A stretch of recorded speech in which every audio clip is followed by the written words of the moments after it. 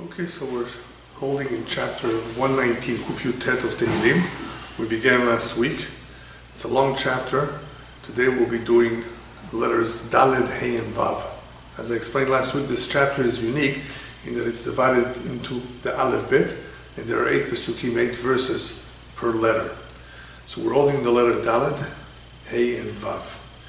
Just a quick introduction to what we're doing now in this chapter. You will notice that these are short verses. It's not necessarily all about a particular theme or something that took place in the life of David. It's more general about the importance of Torah, what it meant to David in his life. But it's not just about Torah. You will notice that all these beautiful verses are very poetic. They not only contain valuable lessons, important information that we need to know in our lives, but they're poetic in the sense that we're being trained through these verses, through these Pesukim, we're being trained how to communicate to God, what to say. We need to remember that in the past, there was no Siddur, there was no prayer book.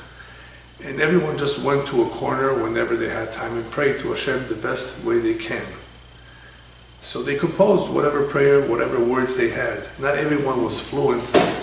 Not everyone was expressive. How do you talk to God? How do you ask? What should you ask for? So Tehilim does us a favor in first putting together a composition of prayers. These are all prayers. These are, of course, words of thanks and appreciation and praise to God, of course. And it contains David HaMelech's experience in life, experience that is helpful for us as well, not just for him. He's not just sharing his experiences.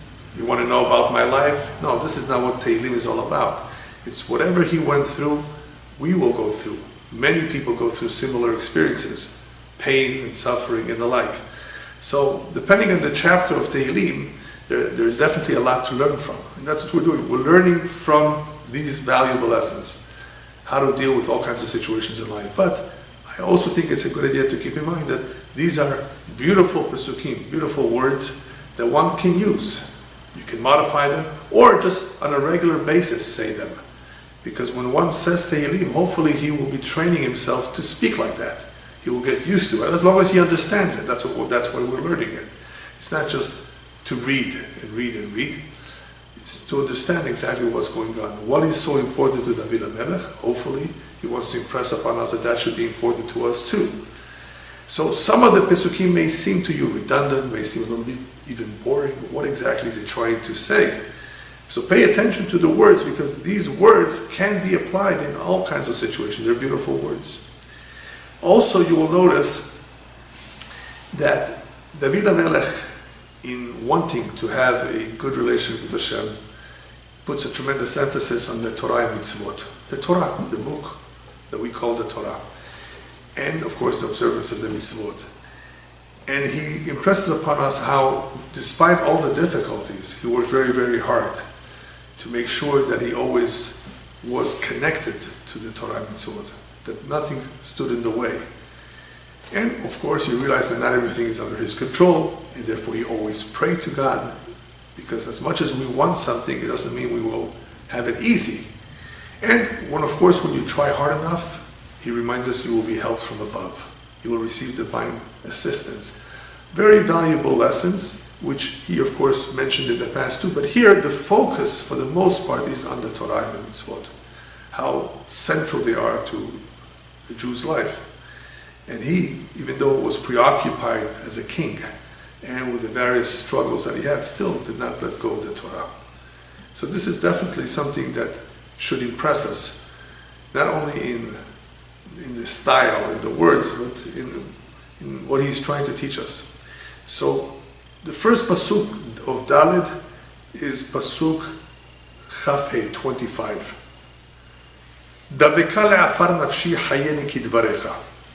If you want to follow, verse 25, Daveka le'afar nafshi means my soul cleaves to afar, to dust. Hayeni kidvarecha, revive me in accordance with your word, or as you promised me, as you said. So the fact that he's saying that his soul, not his physical body, is cleaving to the ground, what is he talking about? The soul? Usually the physical body cleaves to the ground, it is in pain, it probably is struggling. And he did describe similar situations to us on how he had physical battles, physical struggles, many enemies. But here the fact that he's saying that it's the soul that cleaves to the dust, he's talking about a state of mind, his mood. And if you recall, a lot of the Pesukim that we already covered till now, a lot of the verses, describe all kinds of impediments, things that get in the way, things that can interfere with our best intentions, our best plans. And he's asking for help. Please help me deal with this, help me deal with that. If you recall, there's all kinds of problems in life that we need help. But here, it's a state of mind. He's talking about his soul. Perhaps sometimes people are depressed and they're sad, disappointed. These are more spiritual. These are more psychological perhaps, or emotional.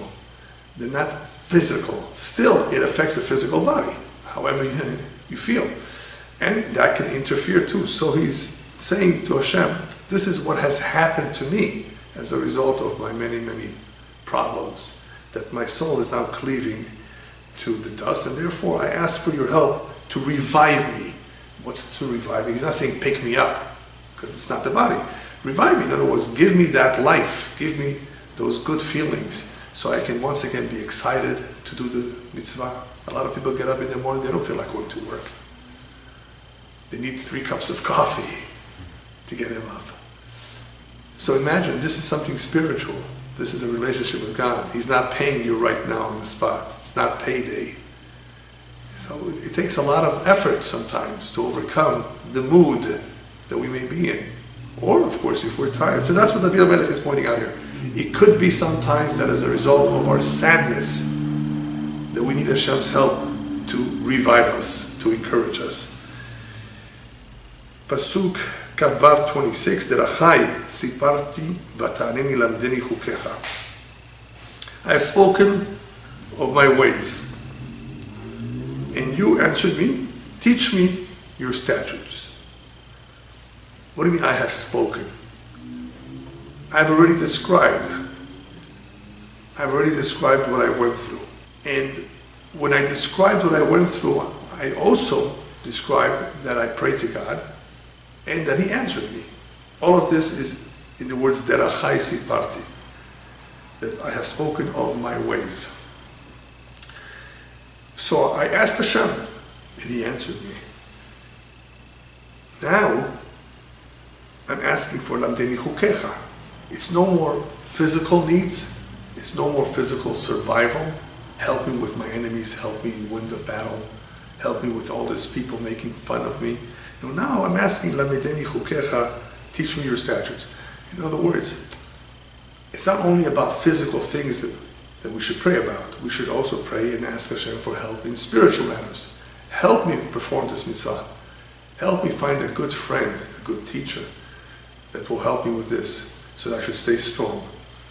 Teach it to me in any way you can. And we will see something very, very interesting, that how a person learns is definitely something from Shamayim, how he will learn. Not only that he will learn, but how he learns. Just imagine we're talking about soulmates now. Something that everybody hopefully prays for and they want. But how do they meet? It could happen in all kinds of ways. It could be a matchmaker. It could be you ran into someone, right? You get the idea? The same way it is with learning. Learning a lesson, a valuable lesson, how we're going to learn it. So we'll talk about that. So here he's saying, I want to learn about your statutes. Next, Pasuk Kav Zayin. Derech pikudecha havineni ve'asicha benifleotecha. You have it, verse 27. Make me understand the way of your precepts. Pikudecha, mitzvot. And I will speak of your wonders. Here, he's asking for understanding, so that we should have the brains which we ask for actually in our praise. You are the one that endows man with understanding, with intelligence. Give me that intelligence. But here the point is not so much intelligence in general, but havineni is the binah, to properly understand something. A lot of people know. They have a lot of yediot, a lot of knowledge, but do they really know deeply? Do they really have a grasp of what they learned? It's two separate things. The raw knowledge, but it may be superficial. A lot about all kinds of things, but very, very superficial, not deep. Binah is very important because it enables you to appreciate what you just learned, if you understand it properly. I need binah, he says. So give me please that binah so that I can understand deep into the Torah. Why do I want to understand it? So he says, it's not just for my own pleasure. He says, Vasiha benifleotecha, so that I should be able to speak about it, speak about your wonders. The more binah, the deeper one delves into the text, the more he understands, and the more he can admire the wonders, the secrets of the Torah. A lot of people are surprised when they see that Judaism has so much mysticism. And then they think about Kabbalah. What's that? Where did that come from? Yes, there are various layers to the Torah. And many people just learn the surface. They don't realize what's underneath. There's a beautiful underneath. There's a beautiful Torah underneath the surface. So that's what he wants here. He needs that binah in order to properly admire and be able to teach that to others as well. Pasuk Kaf-Het. Very interesting words in this verse 28. Look at the word in Hebrew. Dalefad nafshi mituga kaimeni kidvarecha. My soul drips. That's what dalfa, dolef. Drips away out of grief, sustain me according to your word. So we have a soul that's dripping. Again, it's the soul here, not the physical body, but this time he uses the word drip. And it's mituga, from grief. So, sustain me. Don't let me completely disappear. But why use that kind of a word, dalfa? One explanation given of why he chooses this word here is because many of the tzarot, the troubles that he had, were one after another. You know, like a drip, drop by drop by drop by drop. So because of its continuity, consistent tzarot, he describes that this was like dalfa, nafshi, slowly but surely my soul was in excruciating pain, continuously. That's one explanation. Therefore, kaimeni kidvarecha, like you reassure me, you told me that you will sustain me, please do so. This, of course, is not just relating to David HaMelech per se. Rabbis tell us that sometimes a bad dream is good. Not so much because the interpretation is good. That's besides the point. Sometimes a bad dream, the interpretation is really good. But even if it's bad, really bad, that dream in itself, even though it's not true, the fact that he was so depressed by it, and he felt so bad when he woke up, that in itself is a kapara. That in itself gives him a kiyum. So here, when you have the words dalfa nafshi mituga kaimeni kidvarecha, and it was sustain me, that bad dream or bad experience is what will sustain him. It's an atonement. David HaMelech had many bad dreams, the rabbis tell us, because of his experiences, because of his continuous involvement in battle. He had a lot of times just bad dreams. It doesn't mean that they were real. Most of the dreams are not real. But this kind of dalfa nafshi mituga as a result of continuous bad dreams, it's nafshi, remember it's the soul, that gave him a kiyum, that sustained him. That in itself was to his benefit. Pasuk Kaftet 29. Derech sheker haser mimeni v'toratecha choneni. We're talking about obstacles that can get in the way of our doing our job. There's many things that can mislead us and distract us. Here the focus is on falsehood, lies. Remove from me the way of falsehood. Derech sheker aseh mimeni. And graciously endow me with your Torah. Well, we live amongst many, many people, many philosophies, many views, ideas. It can easily affect us, what we hear or what we see. We're only human. So obviously if we have good training, a good education, good surroundings, it helps. But when you don't have any of that, then what we see and what we hear will impress us. David HaMelech is concerned about that, just like anybody else. But remember, he's not only saying it for himself, he's saying it for us too. Hashem, please help me avoid falsehood. Remove it from me. Because I don't want to lack any clarity. I want to have complete clarity about what I'm doing and be confident that this is the correct thing to do.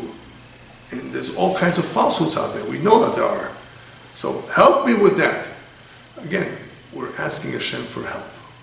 No one should therefore ever say, I know it all, I'm confident I will be okay, I'm going to convince that guy. What about if he convinces you? How do you know that? Always pray to Hashem that he should protect you. The mind can play games on us sometimes.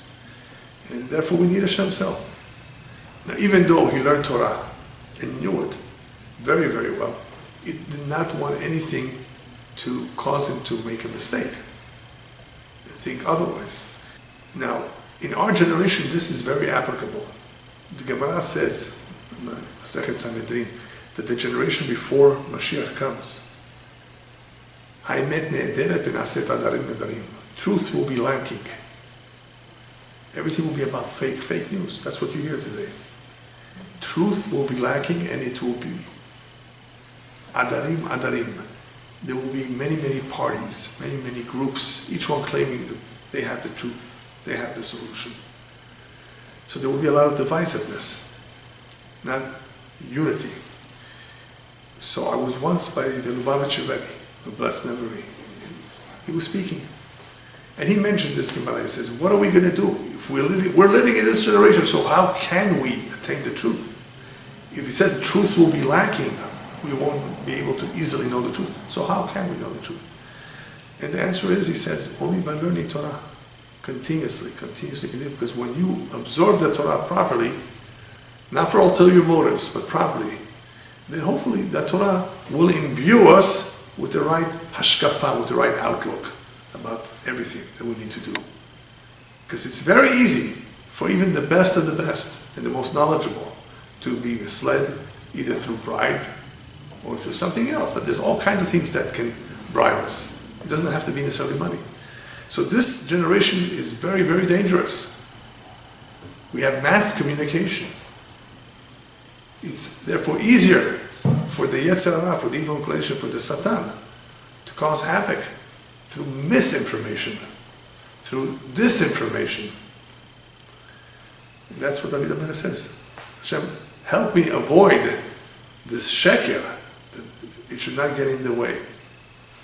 Next verse, 30, Lamed. Derech emunah bacharti mishpatecha shiviti. I have chosen the way of faith, your judgment have I laid before me. We just finished saying that we don't want sheker to have any influence over us. David HaMelech many times perhaps had some questions, some doubts, didn't understand properly maybe the meaning of something, of a mitzvah. And he says, in order for me to stay strong and not to be carried away, misled, I chose emunah.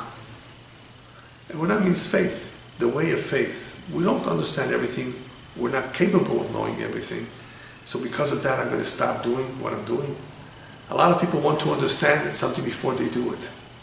But they're willing to take medication which has not been proven to be 100% effective just because their doctor scribbled it on a piece of paper and told them, I recommend this. You don't even know if it works. You don't even know what it's about. That you're willing to take.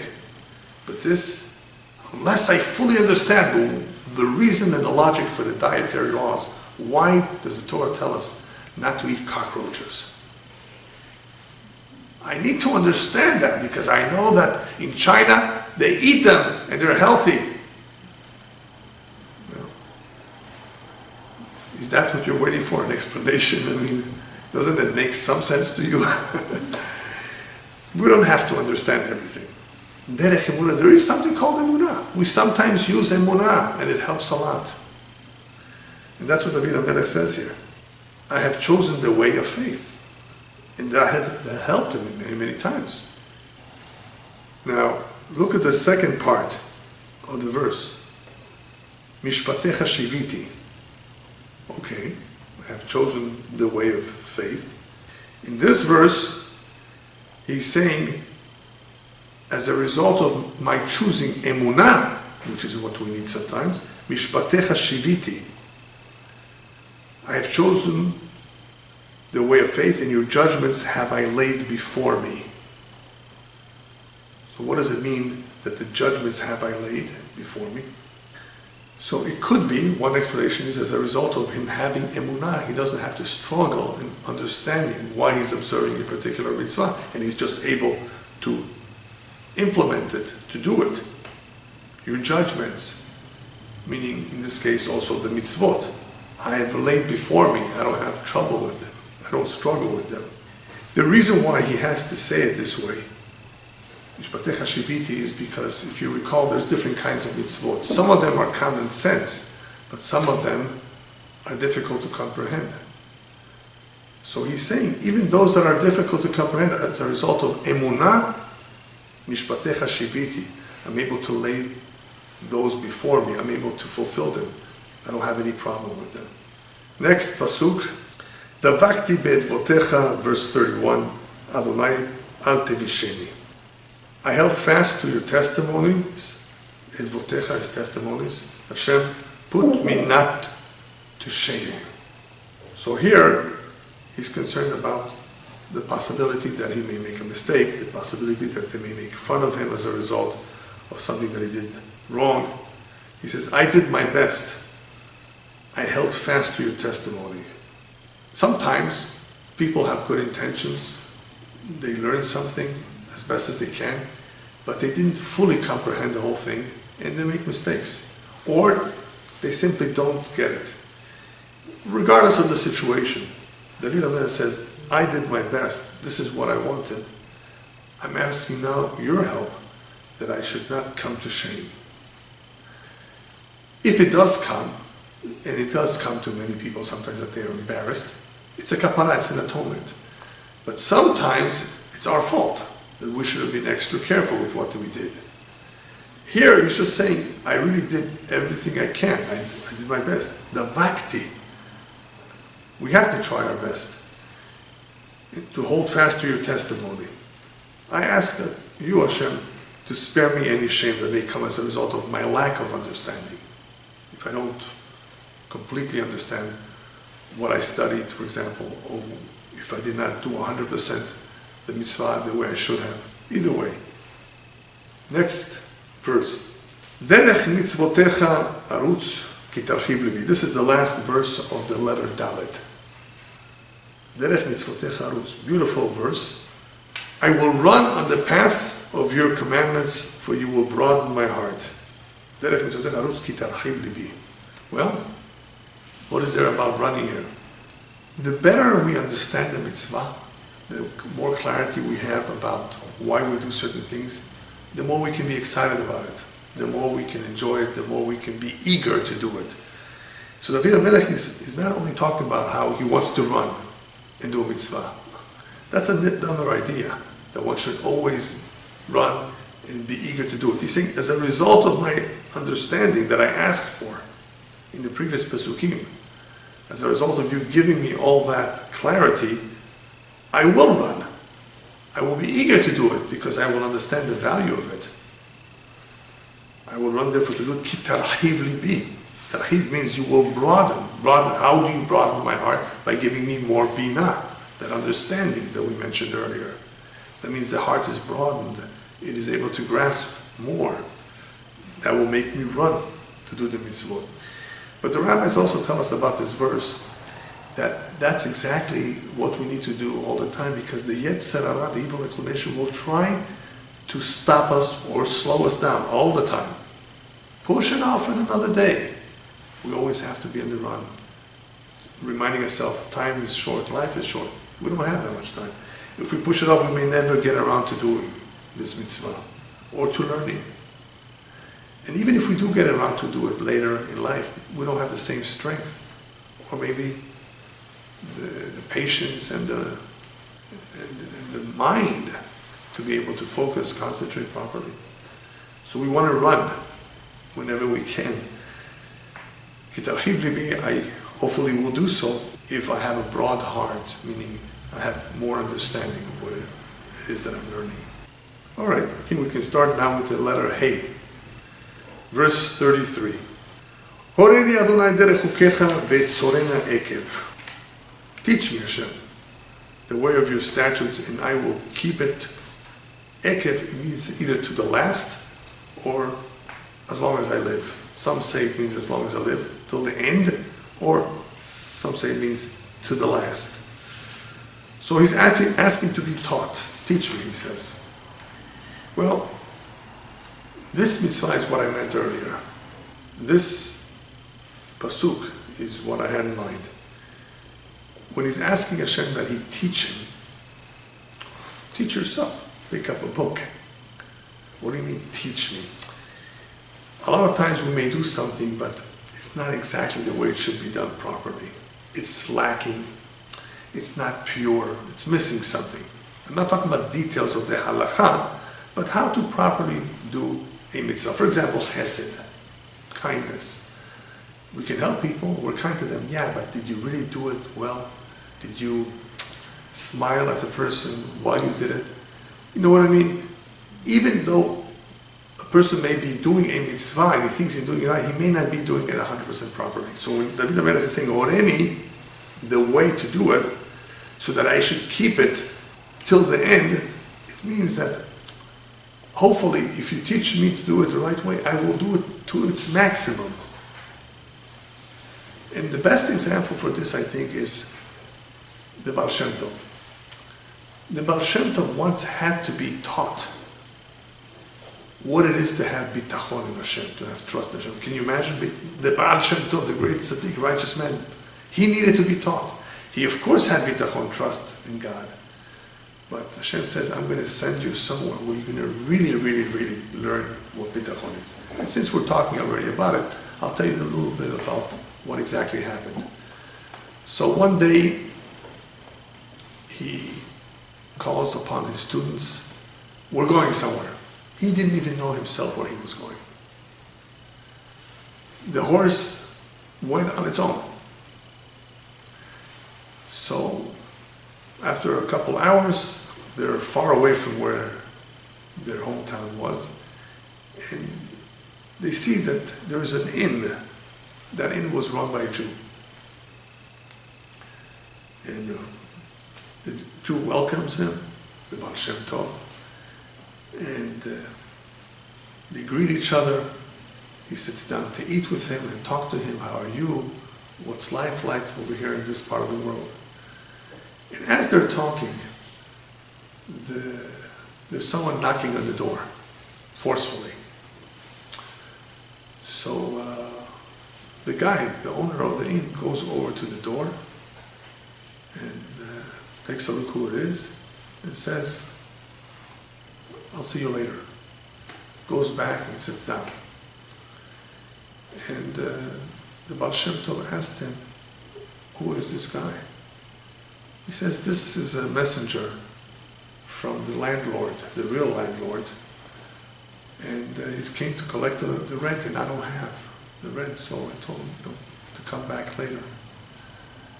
You don't have it now? Do you think you'll have it later? He said, yeah, I will have it, God willing, later. An hour or so later, again a knock on the door, and this time he didn't open it at all. He knew it was him. And the Baal Shem Tov says, aren't you concerned? He appeared to me very threatening, when he came. He says, no, I'm not concerned. So the third time around, when the guy came knocking loudly at the door, he went out to greet him.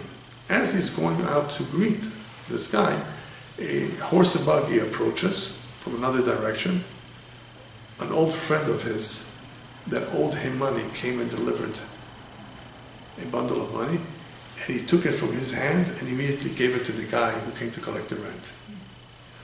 And he tells the Baal Shem Tov, you see, I knew somehow it will work out at the end of the day, because you only gave him a couple hours to pay the rent, otherwise he would kick him out. But he had that bitachon that it will happen. And sure enough, he waited, and at the end, an old debt, that money that was owed to him, he received that money, and he used that money right away to pay off his rent. So the Baal Shem Tov turns around to his students and says, now I understand why God sent me here. They wanted me from heaven to learn what true bitachon is. True trust in God is not to in any way have any doubts whatsoever that Hashem will come and help you in your time of need, if you really, really trust in Him. So even though the Baal Shem Tov was in a very high level of emunah bitachon, we have no doubt about it, nonetheless he still needed to learn real bitachon, a good example of bitachon from this gentleman. He was calm till the very, very end, completely trusting Hashem. Now the reason I shared with you this story is because here we're talking about Horeni, to teach. Teaching, Hashem, when Hashem teaches us, He could teach us in all kinds of ways. It could be through this kind of a story, where you see somebody else doing something. It could be through a dream. It could be through all kinds of things that happen in life. That's what I meant by teaching. So it's not just about reading it. It's about actually being exposed, experiencing something that will teach us. So if our antennas are up, then we can pick up all kinds of things. The rabbis tell us, for example, if you hear a homeless man saying something to you out of the blue, that could be a message from Shemayim too. Pay attention. All kinds of things that happen around us could be indicators for us to learn from, to pick up on something. Okay, next pasuk. Havineni be'etzera toratecha v'shmerene b'chol lev. Grant me understanding that I will keep your Torah. I will observe it with all my heart. So here, there's a familiar word, havineni. We're talking about binah again. Grant me understanding. What is he adding over here? Look at the words towards the end. Grant me understanding, and I will keep your Torah. I will observe it with all my heart.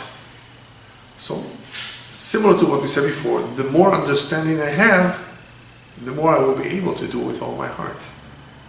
I will realize how beautiful it is and how important it is. The significance of this, however, is not so much for doing a mitzvah with all of one's heart, it's because of what the rabbis tell us in Pirkei Avot, Ethics of Our Fathers. Lo am haaretz chasid. An am haaretz, an ignoramus, can never be a true pious man. You know what it means to be pious, chassid, really God-fearing. He doesn't know enough. So to be a pious individual, to want to do more, to want to connect to God, to really be God-fearing, to be excited about the mitzvah, it takes knowledge, it takes understanding. A lot of people value money more than anything else. To them, that's God. They don't realize that there's other things in life that are so much more valuable and important. It's about understanding. But if they don't learn, if they don't have understanding, how could they know this? So here we're talking about the Torah that can make such a big difference in their life. So therefore he's asking, Havineni. So I will be able to observe your commandments, of course, keep your Torah, and I will observe it with all my heart. I will be able to devote myself to it with a lot more enthusiasm, excitement, dedication. Verse 35. Hadricheni benetiv mitzvotecha, ki bo chafatzti. Lamed He. Direct me in the path of your commandments, for that is my desire. Well, he has to tell us that that is his desire. Yes. In other words, it's not just an empty prayer. It's not just lip service. I really want this. So, if you really want something, say so. It's important that Hashem should hear those words. But what exactly is he adding by saying hadricheni? The word hadricheni means direct me. This is the classic example of what the rabbis tell us. Habali taher mesayim oto min hashamayim. Or b'derech shadam rotzeh lalechet molichin oto. You need help, and you ask for it. You very much want something that's positive, you'll receive divine assistance. Plus, the rabbis add, in the way you want to go, they will lead you. You don't want to go in the right way, they won't stop you. In the way you want to go, they will lead you. They'll let you go. Well, if it's something good, then you will actually be helped there to get there. If it's something bad, then they won't actually help you get there, but they won't stop you. So a lot depends on what we want, what we really want. As long as it's spiritual nature, direction. I'm not talking about now the wants of money and a home, a car. That's materialism. That depends on one's mazal. Here we're talking about choices of quality of life. In other words, that which is spiritual in nature. What do we do with our times? A lot pretty much depends on us. So we want direction. So that I should have the right priorities. And David HaMelech says, and what is that priority? Mitzvotecha. I want you to guide me that I stay on track and not veer off. Because this is what I really want. Oh, you really want it? Okay, we're going to see. You're going to be tested. People are tested all the time to see if they really want it. When Hashem sees that people really want to it and they are consistent about it, they don't fail, they show up, then he helps, of course. All right, another idea perhaps about this pasuk, since we're talking about netiv. The word netiv is path, but it's not just any path. There's a lot of words for path in Hebrew. Netiv is usually a narrow path. What happens is that sometimes people think that they're right. They're doing something, they're headed somewhere, and everything appears to them right. And it's not. What they're doing or how they're doing it is not right. It's wrong. Their direction is not right. Their way of thinking. Many, many times people think that they're right because either that's what they were taught or because it appears right to them. But in life, not everything is crystal clear. There are some gray areas, there are things that we don't know for sure what to do. What's the right way to deal with the situation? So we need Hashem's help to stay on the right path. It's a narrow path. We don't want to make a mistake. Sometimes you don't have a chance to fix your mistakes. You only have one chance to do it right. So we need Hashem's guidance. Because if we only use our judgment, we may make many mistakes. So Hashem, if you notice that I'm doing something wrong, guide me to the right path. Especially when we're dealing about mitzvot, halachot, we don't want to make a mistake. This is what I want. I don't want to make a mistake. Some people have the attitude, okay, if I made a mistake, I made a mistake. No, that's not good. You shouldn't want that. If it happens, it happens. No, make sure that you ask Hashem to help you. He's listening. All right, next pasuk, 36. Hat libi el edvotecha ba'al el batza. Very important verse here, this one. Do you have it? 36. Incline my heart to your testimonies. Okay, that sounds familiar. Look how this time he's using the word hat, incline. Ba'al el batza, and not to greed. Batza is greed, the wanting of money.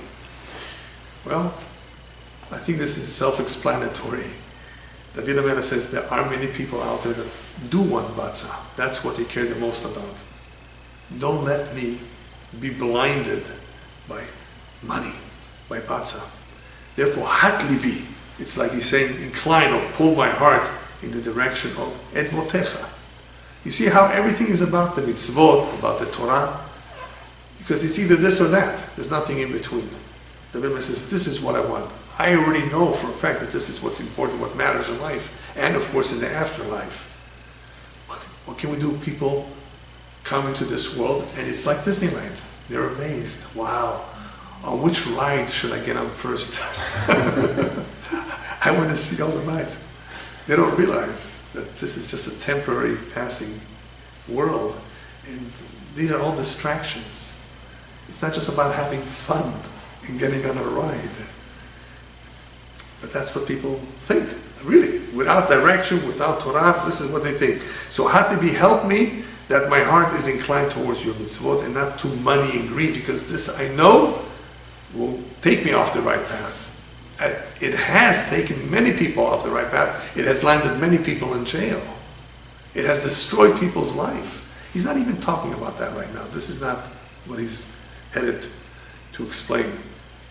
Here he's just saying, this is what my choice is, and this is what should be your choice. That's all he wants to say.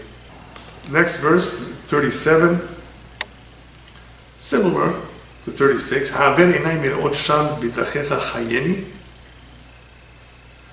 Avert my eyes from seeing vanity, by your ways give me life.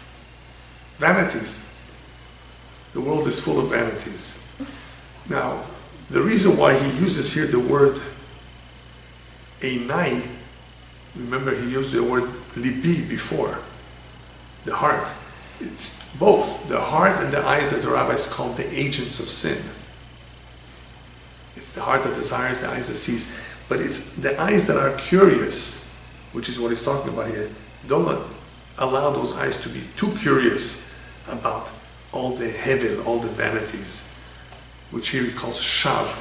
It's all false. It's all empty. Don't let my eyes even see it, because they have a very strong pull. That's what he says, aver, remove, avert my eyes. Don't let me see these things. They will hypnotize you. They will, amaze you, yeah. And people fall for it. I don't want this kind of a challenge. Don't put me in front of it. Bidrachecha chayeni. Instead, I wanted to go by your ways. By your ways, give me life. This is the type of life I want. Pasuk Lamed Chet 38. Hakem le'avdecha imratecha shel yiratecha. Fulfill for your servant your promise, which brings to the fear of you. Well, here he's talking about Yirat Shamayim, the fear of heaven. So, Hakem le'avdecha imratecha. Fulfill your servant, for your servant, your promise. What's the promise? David HaMelech wants to be king, wants the kingdom, the reign, to remain with his seed, with his children, and he was promised that it will if they're God-fearing, as long as they're God-fearing. So fulfill for your servant your promise, which brings to the fear of you. In other words, that ultimately, whatever it will take to make sure that there is a fear of you. If you therefore notice that something is wrong that's taking away that fear from you, wake us up. So Hakem Lavdechem, in other words, I want your promise to be fulfilled, but I know it's contingent on the fear of heaven. So therefore, make it happen. Help us that we stay on the right track, the track of fear of God. It's very easy for a person to lose that fear of God, and that's why it's important to ask for that too, Hashem. If you notice something that is wrong, wake me up, because I want to stay on the right track. Lametet 39. Ha'aver cherpati asher agorti ki mishpatecha tovim. Remove my shame, which I fear, for your judgments are good. This has two kinds of interpretation. Remove the shame, any shame that he may have had, which I fear. In other words, he doesn't want to be embarrassed, so please help remove any potential situations that may bring shame. That's a simple interpretation. Ki mishpatecha tovim. He adds, because your judgments are good. Judgments means any time that he was put to shame, any time that he did suffer, it was a judgment. He says, I already learned my lesson. I understand that everything is for the good. Your judgments are good, I know that. But therefore, remove that shame. I don't want to go through that kind of a situation again. That's one way of understanding this verse. However, others say that David HaMelech is embarrassed himself for having been afraid. You see, he added the word here, Sheyagorti. Take away the shame that I had. For what? That I feared. I shouldn't have feared. I should have known better to trust you. After all, if you know that the mishpatecha, if you know that the judgments are for your good, then what are you afraid of? So he's saying, remove that shame. I'm sorry. The shame that I have now, that I feared and that I should not have feared, because I realize now that your mishpatecha are tovim, your judgments are good. He's admitting the fact that he should not have been afraid. So this is the second interpretation of this verse. Pasuk Mem. Hine ta'afti, verse 40. Lefikudecha v'sitkatecha chayeni. Behold, hine. I have longed for your precepts, give me life in your righteousness. Anybody want to guess what he's asking for here? Ta'afti, lefikudecha v'sitkatecha chayeni. So ta'afti is very simple. He's saying that I have longed, I have very much wanted for your precepts. Well, why would you want to long for something? Long for something means that you're anticipating and it's taking time till it happens. That's when you use this kind of a word, to long for something. So the clue here is in the last words, B'tzidkatecha chayeni. I want to live longer. He had a set amount of years. You know, he lived to the age of 70. And nobody really knows when that day will come. And he's asking for a long life, but he's saying it's not because I want to stick around just for the sake of sticking around or for being king a long time. It's because ta'afti b'pikudecha. The more time I have, the more I will be able to accomplish. My father told me a story, an incredible story that happened in Israel I think it was in the 50s. And my father heard this from the groom. There was a Bachur Yeshiva that was at a chuppah. It was his wedding. And this was in Jerusalem. A block or two away was already the Jordanian border, for those of you who know that area. At one time, the border was in the middle of a street. On one side was Jordan, on the other side was Israel. And all of a sudden, there was a Jordanian soldier who, because he saw a lot of people get together, began shooting. So everybody said, "Get down on the ground, on the floor." So the Chatan was on the ground, and next to him was the rabbi that came to marry him, Rabbi Aaron Kotler, of blessed memory, from Blakewood. Came from America to marry him. He was his student. So he was on the floor next to the rabbi, and he overhears the rabbi saying, "God, please help me get out of this situation. I still have so much to accomplish. I haven't done anything, barely anything for Torah. I have so much to do yet for Torah. Keep me alive because of so much that I have to do." That's what's on his mind. And that's what David HaMelech is saying here. That's what's on my mind. Why do I want to live long? Because I want to keep your mitzvot. I want to learn more Torah. I want to accomplish as much as possible while I'm alive. And the more years, the better. You know, when people ask for long life, they don't realize that they should be asking at the same time for a long, healthy life. A lot of people live to 90s, but they're not healthy the last 10, 15 years of their life. What good is it? So similar here, we're not talking about health per se, but we're talking about accomplishing. We're talking about productive years. He wants to observe the mitzvot. Next, Vivuni chasadecha Adonai teshotcha ki imratecha. This is already the letter Vav, verse Mem Aleph, 41. And let your kindness come to fruition for me, Hashem, your salvation as you promised. So here he's talking about the reign, about the melucha, the kingdom staying in his hands, staying with his family, staying with his kids. In what merit? chasadecha, in the merit of your kindness, your teshuah, your salvation, as you promised me. Also, very interesting point over here that he's adding. It could be that sometimes the children of one are not as good as he was. And there's always the danger that they may lose what the father had. Father accomplished a lot. The father was very meritorious, but who says and who can guarantee that the children will be like that? We need extra assistance for that. But David, of course, has a little bit of a promise here. But he's asking for chasadecha, for kindness. That kindness is even if people don't deserve something.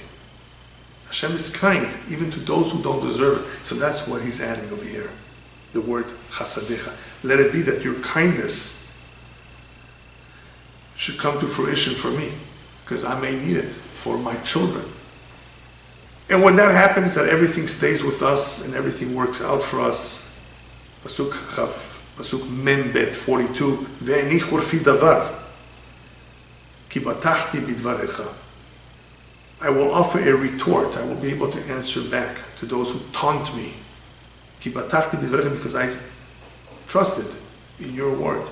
They'll be able to see that I was right to trust in your word, that everything worked out for me. So make it happen that I should be able to retort, I should be able to answer back to them, that they should see that I was right all along. A lot of people don't think that it's such a good idea to trust, but here we're trusting in Hashem. Prove it to them that I was right. Next verse, Mem Gimel, Ve'al tatzil mipi dvar emet ad me'od ki mishpatecha yechalti. Do not at all remove the word of truth from my mouth, for I hope to fulfill your judgments. This also has various interpretations. One way of interpreting this verse is saying, let it all be true. In other words, al tatzel means don't remove the word of truth. Don't let it appear as though it was not true what I said. That they will be punished for what they did. Here he's already talking about his enemies. Ki lemishpatecha yechalti means I looked forward, according to this one interpretation, to your judgments, that they should be fulfilled. What judgments? That the enemy will be punished. In other words, don't let the truth be lacking. Don't in any way allow that this should not come true. Because I've been looking forward to this day, the day when your judgment will come on the enemy. That's one interpretation. Another interpretation is the simple interpretation. David HaMelech as king, he was also a judge, and he had to deal with all kinds of complicated situations, and he's asking for help, that the truth should always come out, and that he should be able to resolve the complicated situations successfully. That's what he's looking forward to do things right, to be, a righteous judge, a judge that, is able to adjudicate matters correctly without making mistakes. We're only human, and even judges, even knowledgeable judges make mistakes. So, he's asking for help in those matters too. Mem Dalet 44, V'shmirat Toratecha tamid leolam va'ed,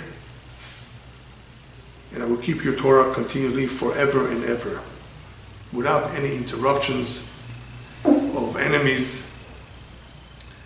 He wants to be able to observe the Torah at all times. I believe that the reason for saying this is because the rabbis remind us that if a person assumes the yoke of heaven, the yoke of Torah, they will remove from him all other burdens. If he does not assume the yoke of heaven, the yoke of Torah, he will be burdened by all kinds of things that will take away his time. So David HaMelech says, I don't want any other burdens. I want to have only this burden, the yoke of Torah. And therefore, I ask for your help, so that I should be able to observe it forever, for all times, uninterrupted. 45, V'talecha v'rechava kifikudecha darashti, Mem Hey, and I will walk in spacious paths, for I seek your precepts. This also has several interpretations. What does it mean, in spacious paths? It could be with confidence. I will be able to walk with confidence.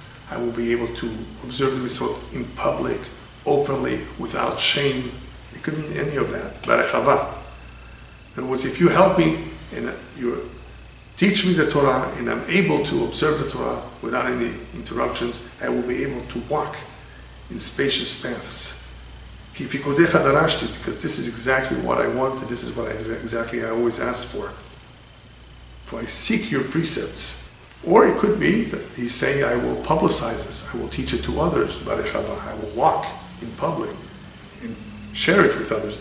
Either way, it's very special when one can do a mitzvah without being ashamed of it. A lot of people are still ashamed to cover their head, or they're scared, or to do a certain mitzvah, afraid of being made fun of. And here he's saying, I would be able to do so with confidence. 46. Number 46 is somewhat of a continuation. I will speak of your testimonies before kings, and I will not be ashamed. See, it's the same idea. Even amongst kings, I will meet up with them, and I will speak to them about it. They may want to talk politics. I will talk about Torah. I will not be ashamed of it. They may make fun of it, so what? I will be so confident it won't bother me. 47. Mem Zayin. Ve'eshta'ash'am b'mitzotecha she'ahavti, and I will delight in your commandments which I love. It's not a burden. I will actually delight. Even though he dealt with all kinds of complicated issues in halakha, as a judge, as a king, ve'eshta'ash'am. I loved it. I loved my job. Not that too many people love their job. I love it, he says. Hafti. Therefore, I will occupy myself, involve myself with it, because I love it. The last verse is 48. The last one in Vav, in the letter Vav. Va'esa. I will lift up my hands to your commandments, which I love, and I will speak of your statutes. The mitzvot are so beloved to him, are so precious to him, that he will actually want to grab them. That's the idea that he's conveying over here. In verse 48, lift my hands to be able to grab as many as I can, and of course, to fulfill them. This is what the rabbis tell us during our short stay in this world. Think that you're in a wedding. What do people do in a wedding? They grab food. Well, we're told to grab mitzvot. This is, of course, the way we show that they mean a lot to us. We recognize their importance. And of course, we want to demonstrate to Hashem our love for Him and our love for the Torah by grabbing, by showing we're excited, not that it's a burden. This is, of course, the right attitude to have in any opportunity that arises, is not to ask for somebody else to do it. On the contrary, this may be your opportunity to accomplish something that you may not have had the chance to do for a long time. If a mitzvah comes your way, the rabbis tell us, Al tachmitzena. Don't just push it off, don't delay it. This might be your chance. We don't know the true value of mitzvot. We think this is small, and sometimes we just don't do it. David HaMelech is teaching us over here, no. The whole idea over here is to show that you are excited, not ashamed. You want to be with it, you want to pursue it, and you want to grab every opportunity that arises. Amen.